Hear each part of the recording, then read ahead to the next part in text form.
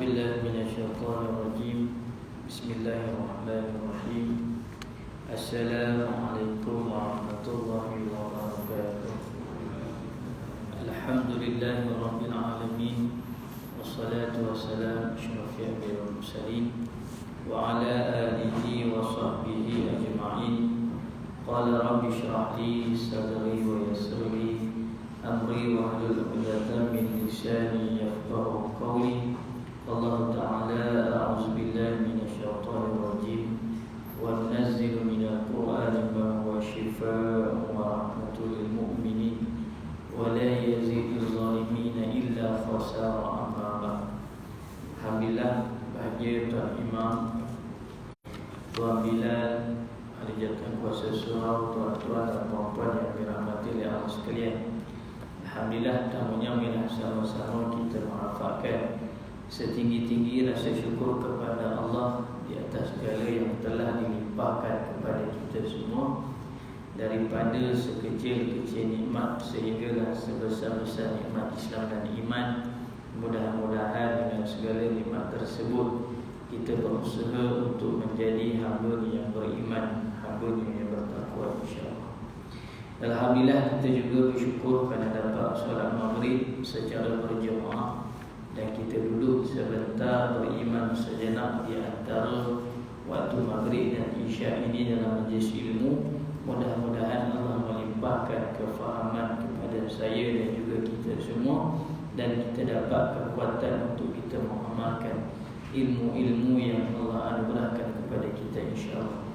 InsyaAllah pada malam ini saya akan berkongsi dengan tuan-tuan dan puan-puan, iaitu tajuk berkenaan dengan merawat dan juga mengawal ataupun mengendalikan perasaan bimbang, gelisah ataupun yang dinamakan tentang anxiety.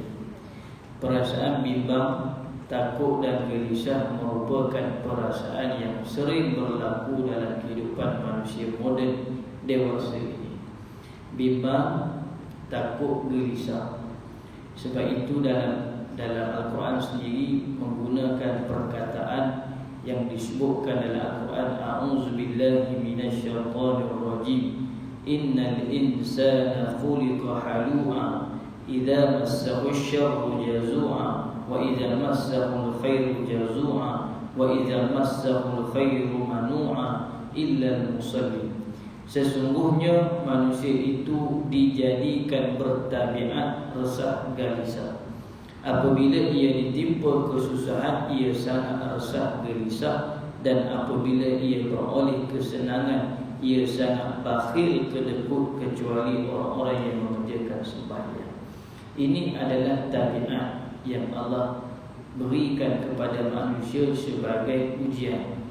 Apabila manusia ini diuji dalam kehidupan mereka, maka perasaan yang akan datang iaitu tabiat resah dan gelisah.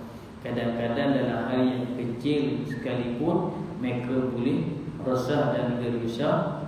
Dan pengalaman saya sendiri dalam mengendalikan individu-individu yang kita namakan ada masalah anxiety. Anxiety inilah gelisah, bimbang.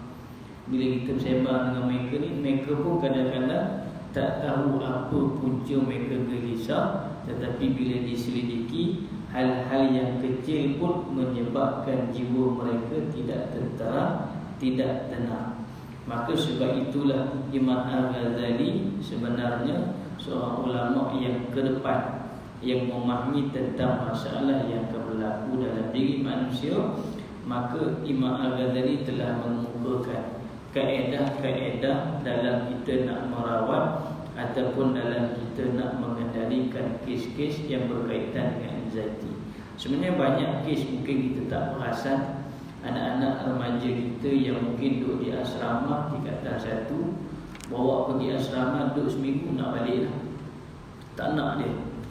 Masuk sekolah baiklah, masuk sekolah berasrama penuh, eloklah keputusan UPSR, cemerlang dah, dapat sekolah yang bagus-bagus, duduk seminggu nak balik. Kenapa? Takut, gelisah, bimbang. Itulah yang kita namakan masalah-masalah berkaitan dengan kegelisahan. Bahkan ramai sekali remaja-remaja kita, orang-orang muda kita terjebak dengan masalah depression yang bermulanya tekanan perasaan itu daripada perasaan bimbang dan juga gelisah terhadap kehidupan mereka. Jadi sebab itu Imam Al-Ghazali menyuruh kita untuk memahami tentang psikologi gelisah. Bila kita memahami psikologi gelisah ini, barulah kita dapat memahami bagaimana kaedah-kaedah untuk kita mendidik anak-anak kita. Jika kita tidak mendidik, bila anak-anak kita ni kena masalah ni, maka kita akan rasa payah. Kadang-kadang umur baru 13, 15 dah makan ubat, dah refer buat psikiatri, dah makan ubat dah. Sebab apa? Mereka tak mampu untuk mengawal perasaan gelisah yang ada dalam diri mereka. Kebimbangan di bawah para sederhana sebenarnya mempunyai kebaikan kepada diri seseorang, seperti seorang pekerja yang bimbang dengan prestasi buruk pekerjaannya akan berusaha bersungguh-sungguh bagi mempertingkatkan mutu kerjanya. Begitu juga keadaannya dengan pelajar yang ingin menduduki peperiksaan tetapi dihantui kebimbangan, gagal atau tidak dapat menjawab dengan baik, akan berusaha bersungguh-sungguh supaya lulus dalam peperiksaan tersebut. Tanpa sedikit kebimbangan, tentulah seorang itu akan menghadapi sesuatu perkara tanpa kesungguhan dan bersikap sampai dewasa. Namun kebimbangan yang sederhana ini baik pula, iaitu sekiranya seorang pekerja dia mengkhuatiri prestasi buruknya, maka dia berusaha bersungguh-sungguh. Begitu juga para pelajar, bimbang gagal, maka dia akan belajar. Namun sekiranya salah pendekatan kita, maka mereka akan tersilap langkah. Saya jumpa seorang pemuda umurnya 30-an lebih, maka kerana banyak sangat kerja yang dia perolehi, banyak nak kena siap pula dalam 3 hari, maka apa dia buat? Dengan tekanan itu dia tak dapat nak atasi, maka dia mula ambil syabu. Bila nak buat kerja, overload dengan kerja, tapi kerja nak disiapkan, maka nak tunjuk dia ni boleh menyelesaikan kerja tersebut walaupun kalau ikut kemampuan semula. Jadi tak boleh, mana boleh nak siap kerja yang banyak itu. Boleh dengan caranya ambil benda yang salah, syabu. Dia kata setiap kali dapat kerja yang berat, kemudian tekanan yang banyak, hak ni pun tekan, kiri kanan tekanan, ahli keluarga tak tahu. Ahli keluarga tengok bagus, isteri tengok bagus, ibu bapa tengok bagus, tapi rupanya di sebalik bagus yang dilihat oleh orang lain itu sebenarnya dia ambil benda yang salah. Dia ambil syabu. Lama dah dia ambil, setiap kali tekanan dia ambil syabu. Dan itu juga adalah banyak kes-kes yang pengalaman saya sendiri berjumpa, yang mereka ni sebenarnya mengambil dadah secara senyap-senyap yang kita pun tak dengar. Dia bukanlah mengambil dadah itu kerana ketagihan dadah seperti orang yang drug addict, itu bukan. Tapi dia mengambil itu untuk menyelesaikan kerja-kerja mereka, dan mereka terbeban dengan perasaan tersebut, gelisah dan bimbang. Nak selesai juga tak boleh nak cakap tidak, takut dipandang rendah dan sebagainya. Akhirnya mereka mengambil benda yang salah. Dah sampai maksimumnya, akhirnya kantoi juga. Tak boleh dah, maknanya dah sampai dos tu dah terlebih kadang-kadang tu, maka memberikan kesan. Banyak, bukan 1, 2, 3 kes, bahkan melampau. Begitu juga pelajar-pelajar, anak-anak kita, sekiranya kita tidak mendidik mereka, meletakkan dalam menuntut ilmu ni ialah untuk kita menjadi insan yang berjaya, insan yang cemerlang, insan yang berguna. Tapi kalau kita duk tekan dengan pemahaman yang salah, akhirnya anak kita, ramai remaja-remaja yang kita pun dah dengar cerita, banyak dah remaja belasan tahun sekolah menengah yang ada membunuh diri. Pelajar sekolah menengah dah mula gantung diri, fikir. Bahkan sekarang di dalam internet banyak sekali orang buat rakaman sebelum dia membunuh diri itu, dia buat video. Jadi anak-anak ni terpengaruh. Dan ada seorang doktor pernah bincang dengan saya, anak saudara dia sendiri setiap hari duduk tengok video cara membunuh diri. Setiap hari tengok video cara membunuh diri. Sebab apa?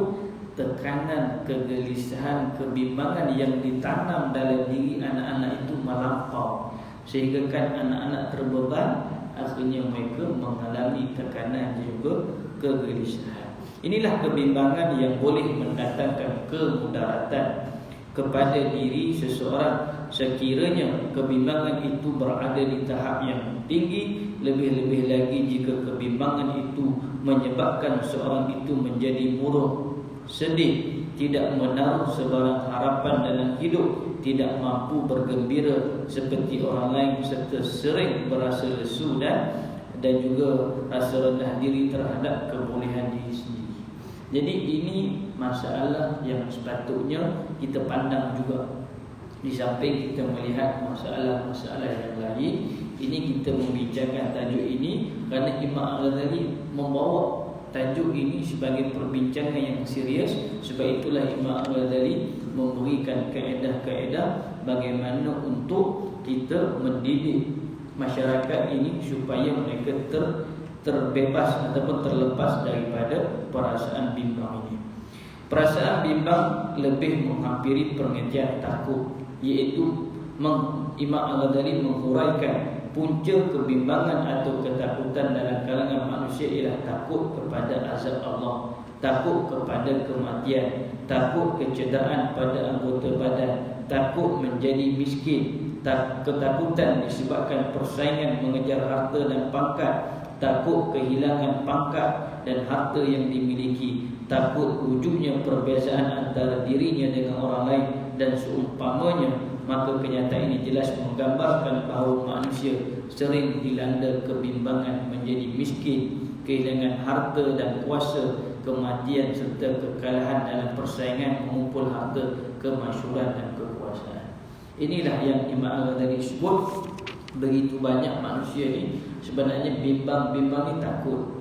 Ada orang takut kepada miskin. Bila dia takut menjadi miskin, dia sanggup mengambil kerja yang salah.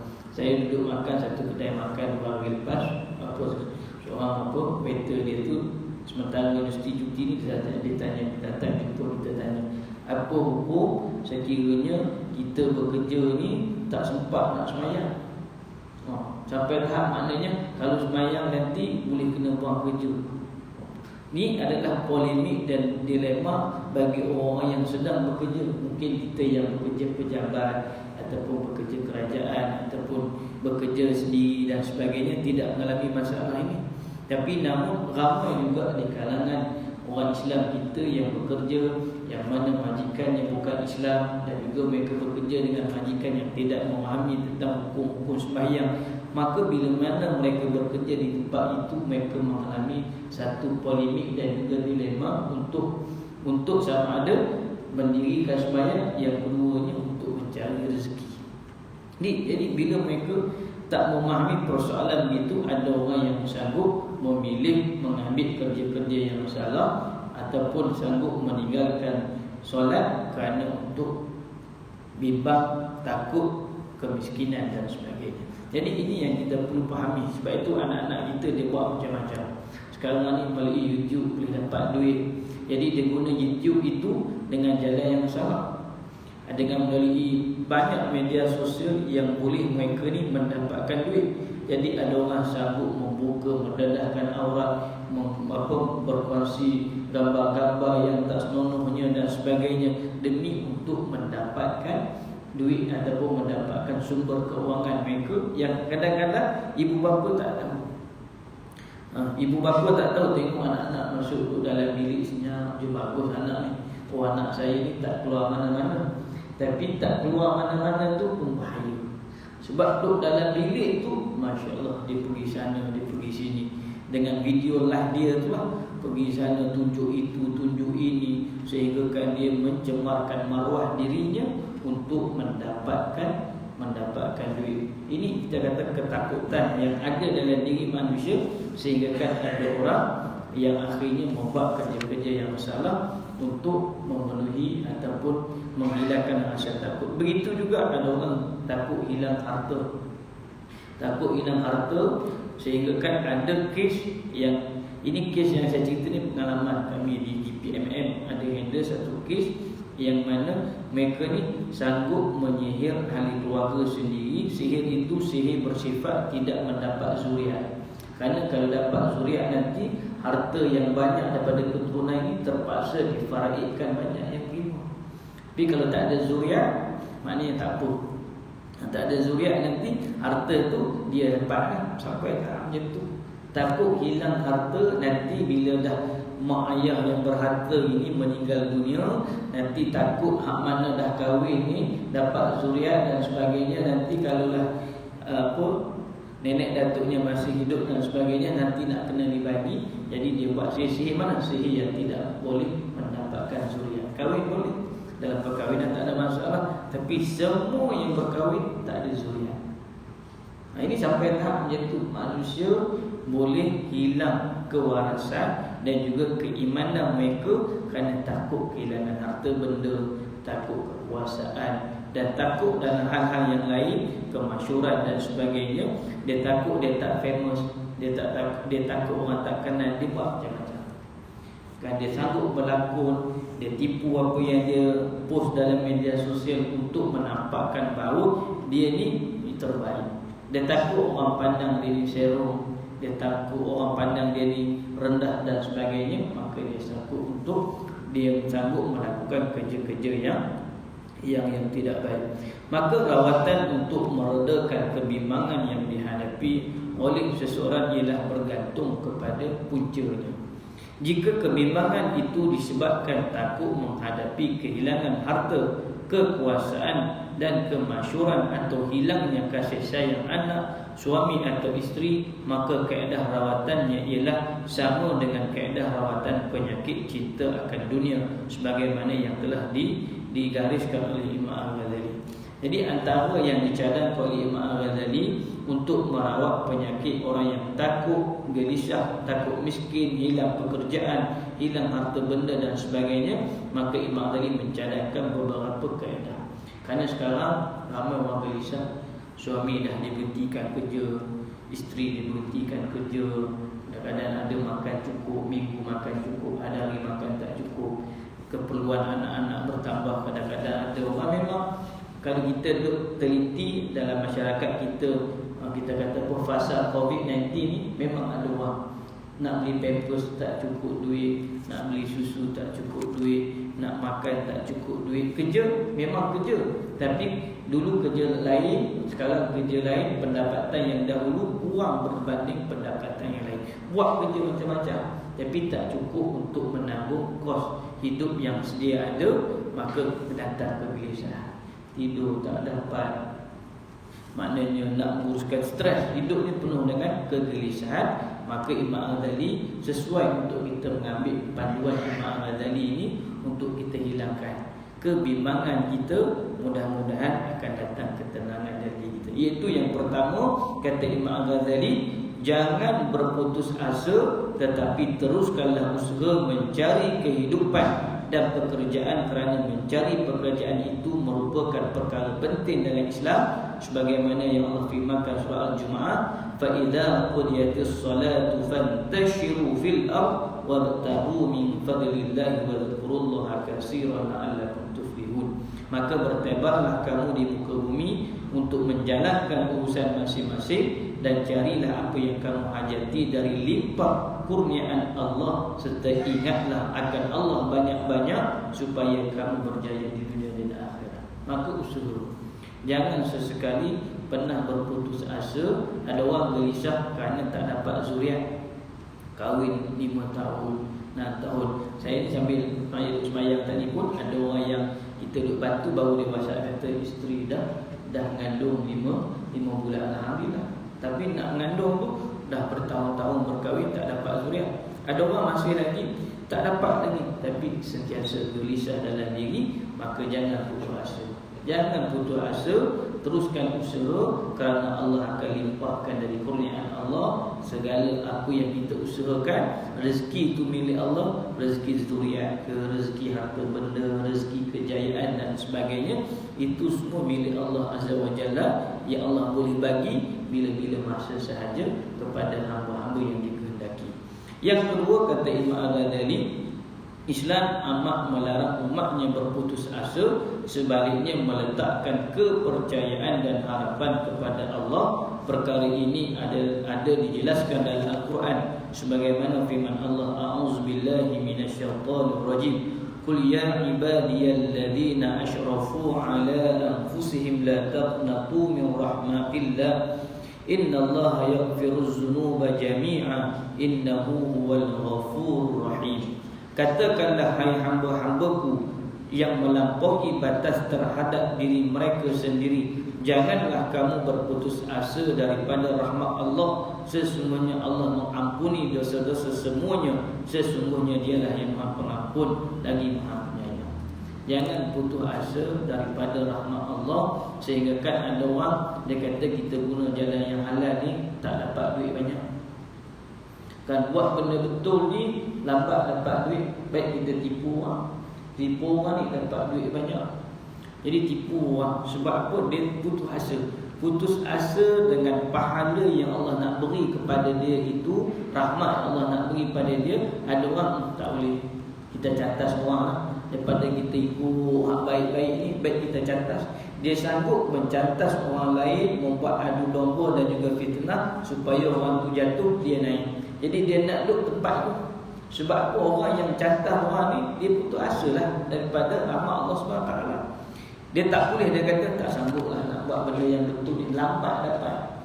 Jadi dia tipu sana, dia tipu sini. Hak benda orang lain buat, dia kata dia buat idea tu, idea orang lain. Orang lain datang present pada dia, okey, kalau kita buat macam ni, ini hasilnya begini. Dia ambil hak orang lain punya tu, kata dia punya. Kemudian dia tipu pula orang tu, kata ini orang tu pula ambil idea ni. Dia sanggup. Ini sebenarnya tak ada orang putus asa. Orang putus asa daripada rahmat Allah SWT, sehingga dia menipu. Dia menipu saja kerjanya kerana putus asa. Tak sanggup tak. Kalau buat kerja betul, dia kata tak boleh. Baik kita kerja apa, tempat-tempat yang salah, sanggup. Tak sabar lah, putus asa, pergi main judi. Ada main judi. Ni apa, seorang hamba Allah ni dia cerita keluarga dia dulu, salah seorang lagi keluarga main judi. Tanah yang dia main judi tu bukan guna duit, guna tanah. Habis tanah. Sebab apa? Hak ni lah. Putus asa daripada rahmat Allah. Allah nak lambat, kata lambat nak tunggu kaya ni dengan jalan betul, lambat. Jadi putus asa daripada rahmat Allah SWT tersebut, maka dia guna jalan yang salah. Guna macam-macam pemalsuan dokumennya, pemalsuan sijilnya, pemalsuan itunya, pemalsuan ini. Biodata diri pun palsu lagi. Letak ni hak benda pengalaman itu, pengalaman ni, padahal tak ada pun pengalaman tu.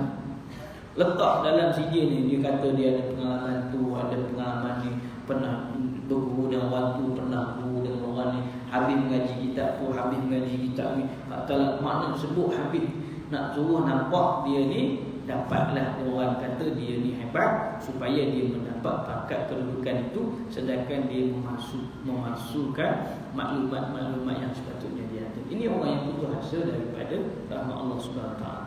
Yang ketiga, kata Imam Al-Ghazali, yakin dengan jaminan Allah yang akan memberikan rezeki kepada sesiapa sahaja yang berusaha tanpa putus asa, meskipun rezeki tersebut kadang-kadang lambat diperolehi, sebagaimana yang dinyatakan dalam sebuah hadis yang diriwayatkan oleh Ibnu Majah daripada Jabir bin Abdullah telah berkata, Rasulullah sallallahu alaihi wasallam bersabda, wahai manusia, bertakwalah kamu kepada Allah dan berusahalah bersungguh-sungguh memperbaiki pekerjaan. Sesungguhnya seseorang itu tidak akan meninggal dunia sehingga ditunaikan rezekinya meskipun lambat. Bertakwalah kepada Allah dan berusahalah bersungguh-sungguh memperbaiki pekerjaan dan carilah rezeki yang halal dan jauhilah yang haram. Ini sangat jelas panduan Nabi SAW. Nabi sebut bila sebelum kita meninggal dunia ni, rezeki yang milik kita, kita akan dapat. Sesekali pun kita tak dapat mengambil rezeki orang lain. Yang kita duk tipu-tipu orang tu, kita dapat tu bukan rezeki. Itu adalah ujian kepada kita yang boleh menjadi istidraj kepada kita. Semakin kita tipu orang, semakin berjaya kita. Semakin kita zalim kepada orang, semakin orang menyanjung kita. Semakin kita buat tipu daya, semakin orang mendekati kita. Itu bukan rezeki itu. Itu adalah istidraj Allah kepada kita, yang mana ini akan membawa kepada laknat Allah kepada kita. Tapi dalam soal rezeki, Allah akan bagi rezeki itu kepada hamba-hambanya sebagaimana yang telah Allah tetapkan. Usaha saja, kerja kita, usaha yang halal itu kita kerjakan, yang haram itu kita tinggalkan. Jangan sesekali kita mengambil dalam hal hidup kita ini sesuatu yang haram, iaitu bukan hak milik kita. Walaupun sebiji buah apple, walaupun sebiji kurma, walaupun segelas air, sekiranya itu bukan milik kita, bukan. Walaupun dah kita minum rezeki kita hari ni, air itu air siapa, itu bukan rezeki itu kita mengambil perkara yang haram masuk dalam tubuh badan kita, ia menjadi pula tanggungjawab dosa buat kita pula. Itu tempat kita nak diseksa esok. Kita ambil duit haram, kita makan duit rasuah, kita tipu orang dengan cara begitu, dengan cara begini, dan kita rasa dengan duit yang kita dapat itu kita hidup senang, dapat beli kereta, dapat beli rumah, dapat pergi ke sana ke sini. Walhal apa yang kita dapat itu bukanlah rezeki, tetapi dosa-dosa yang akan menjadikan kita menyesal di akhirat sana nanti, kerana Allah akan membiarkan kita bertanggungjawab. Tak ada orang lain akan bertanggungjawab dengan apa yang kita buat kecuali diri kita sahaja. Maka sebab itu jangan kita iri hati, asal dengki, gelisah dengan rezeki orang lain. Rezeki kita insya-Allah ada. Lambat ke cepat itu urusan Allah. Urusan kita ni bekerja dengan cara yang berlandaskan syariat yang betul. Yang keempat, kata Imam Al-Ghazali, sama dengan kaedah rawatan kekecewaan, jika kebimbangan itu disebabkan ketakutan menghadapi kematian atau menjadi tua, seseorang itu perlulah menginsafi bahawa kematian itu adalah pasti dan tidak seorang pun dapat mengelakkan diri, sebagaimana ditegaskan dalam Al-Quran sebanyak 3 kali, iaitu dalam surah Al-Ankabut ayat 57, surah Anbiya ayat 35 dan surah Ali Imran ayat 85. Kullu nafsin za'iqatul maut, tiap-tiap diri sudah tetap akan merasai mati. Ada orang dia takut mati. Bila dia takut mati, sehingga kan dia gelisah dalam diri dia. Dan memang saya ada jumpa, umurnya 60 lebih dah, saya jumpa, saya tanya kenapa ni. Kenapa? Tanya saya, Profesor saya ni kenapa? Dia kata saya ni takut. Takut kalau mati nanti ni begini panjang pula. Maknanya benda-benda hak duk bimbang tu, sehingga kan gelisah tak boleh buat apa-apa. Anxiety lah tu. Sehingga kan nak tidur pun tak dapat, nak buat kerja pun tak dapat. Sedangkan kematian itu sesuatu yang pasti. Maka kerja kita ni adalah mempersiapkan diri dengan bekalan untuk menghadapi kematian. Bila orang yang setiap hari dia fikir apa yang dia nak bawa bekalan kematian, maka dia akan rasa tenang. Tenang apa? Tenang kerana dia dapat bersabar dengan dunia. Walaupun susah, dia tetap berusaha nak sembahyang. Walaupun susah, dia tetap berusaha nak bersedekah. Walaupun susah, dia tetap berusaha untuk meninggalkan perkara-perkara maksiat, sebagaimana yang dinyatakan dalam sebuah hadis daripada Ibnu Umar, sesungguhnya dia berkata, telah datang seorang lelaki daripada Bani Ansar dan bertanya kepada Rasulullah sallallahu alaihi wasallam, siapakah orang mukmin yang paling baik? Jawab Rasulullah sallallahu alaihi wasallam, yang paling baik akhlaknya. Dia bertanya lagi, siapakah orang mukmin yang paling bijak? Jawab Rasulullah sallallahu alaihi wasallam, seorang yang paling banyak mengingati mati dan membuat persiapan menghadapinya, itulah orang yang bijak. Jadi ini sebenarnya kita suruh baca hadis ni. Orang bijaknya orang ingat mati, orang ingat mati, orang buat persiapan menghadapinya. Tapi setiap hari kita ni fikir lagi dunia ni, apa yang kita nak tambah lagi, walaupun dah cukup. Ada orang ni dah cukup dah, tapi dia memang sifatnya nak tambah lagi. Dia nak tambah dan bertambah sayang. Kita kalau benda harga RM100, sayangnya lain, berbeza dengan benda harga RM1000. Jam harga RM100 dengan harga RM1000, kita akan bertambah sayang kepada harga RM1000. Itulah dunia. Semakin mahal sesuatu harta yang kita miliki, sayang kita terhadap benda itu lain. Ni telefon harga berapa? RM300. Ni telefon harga berapa? RM3,000. Masya-Allah, jaga dia tu lain, sayang dia tu lain. Maknanya bukan kata kita tak perlu jagalah harta kita sebaiknya, tetapi jiwa kita tu ingat kan. Dah beli motor yang canggih, yang mahal pula, tengok dalam berita beli RSZ 100,000 pula. Lagi dia jaga macam mana? Nak tidur ingat RSZ, nak semayang ingat RSZ. Hari ingat sebab apa? Hak beli harga 100,000 hari hilang pula. Maknanya biasanya dunia itu sifatnya, bila mana ada sesuatu yang kita miliki mahal nilainya, maka kita akan sayang. Beli RM100, mana kita nak share pada orang? Cuba kita beli handbag harga RM10,000, nak tak kita share dalam media sosial? Mestilah nak share. Oh, saya baru beli ni handbag harga RM10,000, nak share. Hak beli hak pasal malas RM10 ke RM100 kita tak nak share. Kalau kita beli baju biasa harga RM100 tak nak share. Tapi kalau cuba harga baju tu dihadiahkan, isteri hadiah pada suami, hak mahal, hak tu nak share sangat. Hak nilai murah ni tak ada langsung kita nak share. Tapi bila sesuatu perkara yang bernilai, yang berharga, kita nak share. Itulah dunia. Kalau makan kedai-kedai biasa tak nak share. Tapi kalau naik tempat-tempat mewah ni, tempat elit ni, ada setengah-setengah orang tu habis tiap mangkuk nak ambil gambar. Hak ni.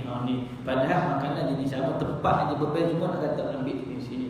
Ini makan, ni pula begitu. Ini sifat dunia yang mana kata Nabi SAW, orang yang bijak ini orang yang dia tak fikir hak dunia datang tu, alhamdulillah. Dapat makan tempat bagus, alhamdulillah. Memiliki rumah yang selesa, alhamdulillah. Memiliki kenderaan yang selesa, alhamdulillah. Namun ia tidak menjadikan jiwanya lari daripada tujuan sebenar dia hidup ini adalah wa ma khalaqtul jinna wal insa illa liya'budun. Aku ni hamba, jangan lupa. Bukan kamu ni nak jadi seperti mana. Kamu ni bukan dilahirkan untuk menjadi seorang doktor, tetapi doktor itu pekerjaan yang kamu pilih sebagai bekalan untuk akhirat kamu. Jangan sampai kamu jadi doktor pula kamu sombong menyeleweng apa yang kamu ada itu untuk mendapat kesusahan di akhirat sana. Kamu ni jadi apa? Banker. Jangan pula kamu jadi banker ini kamu makan riba pula, ambil harta orang dengan cara yang salah. Kerana nanti dengan kamu jadi banker itu sepatutnya bahagia akhirat, tolong orang. Tak, tidak. Dengan makan riba, harta riba itu kamu dibakar oleh api neraka. Na'udzubillah. Kamu menjadi pemimpin, sepatutnya dengan kamu menjadi pemimpin itu kamu memudahkan, membantu orang-orang rakyat yang diperlukan. Namun dengan kamu menjadi pemimpin, kamu salah guna kuasa kamu, maka ia menjadikan kamu susah di akhirat sana nanti. Ini yang tidak nak. Maka sebab itu Nabi kata, orang yang bijak, orang ingat mati dan membuat persiapan. Kalau aku mati hari ini, mati esok, agak-agak aku yang aku nak bawa. Bekalan aku yang aku ada ni untuk memberikan kebahagiaan pada diriku di akhirat sana. Yang lain semuanya kita akan tinggalkan. Jadi inilah yang disebutkan oleh Imam Al-Ghazali berkenaan beberapa kaedah dalam kita nak merawat penyakit yang berkaitan dengan kebimbangan. Dan antara lagi yang disebutkan oleh Imam Al-Ghazali, perkara yang sangat penting juga untuk kita serapkan dalam diri individu dalam menguatkan jiwa, kerana kebimbangan, kesedihan, kekecewaan ataupun sifat putus asa semuanya berpunca daripada jiwa yang lemah. Bila jiwa lemah, dia akan tertarik dengan benda-benda keduniaan. Dunia ni boleh lekat pada jiwa dia. Kerana apa? Jiwa dia lemah. Tapi bila jiwanya kuat, sebagaimana yang kita lihat para Nabi, sahabat Nabi SAW sendiri, bila jiwa mereka kuat, harta benda ni mereka boleh lepaskan macam tu saja. Bila diperintahkan untuk berhijrah, sanggup tinggal kampung halaman, segala tanah-tanah, harta benda yang mereka ada, kedai-kedai yang mereka ada, rumah-rumah yang mereka ada, yang dah bertahun-tahun mereka duduk di situ, sanggup meninggalkannya kerana memiliki jiwa yang kuat. Bila datangnya perintah Allah SWT, maka mereka dapat laksanakan. Iaitu Imam Ali sebut antara kunci yang paling penting sekali, iaitu ialah menguatkan ibadah. Iaitu yang pertamanya ibadat solat. Kerana solat memberikan kelebihan, iaitu ketenangan dan juga dapat membuka jalan penyelesaian terhadap permasalahan. Jadi bila orang gelisah ni kerana dia ada masalah. Bila ada masalah, kita nak ada jalan yang dibuka dalam kita nak menyelesaikan masalah, iaitu solat. Kata Imam Al-Ghazali, sembahyang ini memberikan ketenangan kepada hati-hati orang beriman. Maka orang beriman itu bila dia ada masalah saja sembahyang, mendirikan sembahyang, kerana sembahyang itu dapat memberikan ketenangan. Dan sembahyang ini merupakan tanggungjawab asasi sebagai hamba Allah di muka bumi. Tanggungjawab yang paling utama kita ni sembahyang. Tapi kalau kita tengok, ramai orang tak sembahyang. Kalau di hospital, kajiannya, orang yang masuk hospital ni 70 ke 80% orang yang masuk dalam hospital ni tak mendirikan sembahyang. Dan kita hanya tengok orang yang ada pakai urine bag, orang yang berbalut tangan, berbalut kaki, berbalut kepala, ataupun masuk dengan tujuan apa sekalipun, bila kita tanya sembahyang, mau tak sembahyang? Kenapa tunggu qada nanti? Sedangkan sembahyang ni mesti dilaksanakan mengikut waktu yang telah ditetapkan. Dan ada orang juga dia bekerja pun dia tinggalkan sembahyang. Ada waktu sembahyang banyak, tapi kerana waktu makan tu sembang. Makanan dah habis, air dah habis, tapi duduk di meja makan ni. Sebab pun nak sembang. Dah sembang, ada 5 minit lagi nak masuk je, tinggal sembahyang. Sedangkan sembahyang itulah sumber kekuatan. Bila mereka tinggal sembahyang, duduk di tempat kerja, itu yang pecah amanah. Bila duduk di tempat kerja, buat kerja tidak produktif. Bila duduk di tempat kerja, mereka melakukan perkara-perkara yang boleh merosakkan diri mereka. Maka sebab itulah firman Allah, a'udzubillahi minasyaitonirrajim, ya ayyuhallazina amanu ista'inu bis-sabri was-salah innallaha ma'as-sabirin. Wahai sekalian orang yang beriman, mintalah pertolongan untuk menghadapi susah payah dalam menyempurnakan sesuatu perintah Allah dengan bersabar dan dengan mengerjakan sembahyang, kerana sesungguhnya Allah menyertai orang-orang yang bersabar.